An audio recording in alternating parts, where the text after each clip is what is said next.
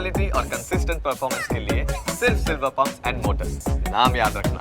અમદાવાદના ઈસનપુરમાં નશાકારક દવાના ઓવરડોઝથી કોલેજિયન યુવકનું શંકાસ્પદ મોત નીપજ્યું.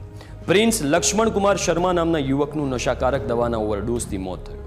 પ્રિન્સના મિત્ર જયદીપ સુથારે નશા માટે યુવકને ઇન્જેક્શન આપ્યું હતું. ઘોડાસર ગામમાં લેક ગાર્ડનમાં પ્રિન્સને ઇન્જેક્શન આપવામાં આવ્યું હતું. તેના મિત્ર અને હોસ્પિટલના કમ્પાઉન્ડર તરીકે કામ કરતા યુવકે જ ઇન્જેક્શન આપ્યું હતું. હોસ્પિટલમાં દર્દીના ઓપરેશન માટે વપરાય છે આ જે ઇન્જેક્શન આપવામાં આવ્યું હતું એનું નામ છે મિડાઝોલેમ. આનો ઇન્જેક્શનનો ઉપયોગ નશા માટે આ યુવકો કરતા હતા. ઇન્જેક્શનમાં ઓવરડોઝ થઈ ગયો. પ્રિન્સની તબિયત લથડી અને તેનું મોત થયું. મૃતક પ્રિન્સ શર્મા કોલેજના બીજા વર્ષમાં અભ્યાસ કરતો હતો.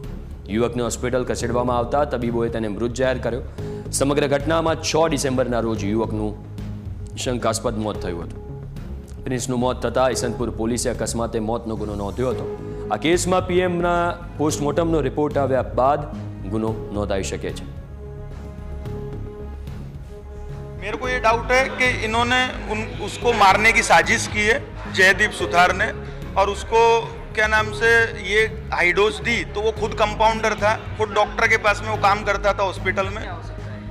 रीजन यही हो सकता है कि ये साजिश है उसकी और उसने पूरा उसको मारने की कोशिश की है. ऐसा कोई ऐसा कुछ भी नहीं था, मतलब हमारे सामने तो पीछे से वो क्या था, उसका मैटर क्या था, वो अभी तक अपने को कितना डोज दिया था? 3 ml का 3.5 ml इंजेक्शन 0.3 ml देता था, 0.3 ml, और अभी उसने उसको पूरा 3 ml भर के लगा दिया वो डोज. હાલમાં પ્રાથમિક પૂછપરછ દરમિયાન એવું જાણવા મળેલ છે કે અગાઉ 2-3 વાર આ લોકો ઇન્જેક્શન લાવેલા છે અને થોડી માત્રામાં લીધેલા છે. હાલમાં પ્રિન્સની જે માતા છે અંજુબેન, એમની ફરિયાદ લેવાની તજવીજ ચાલુ છે.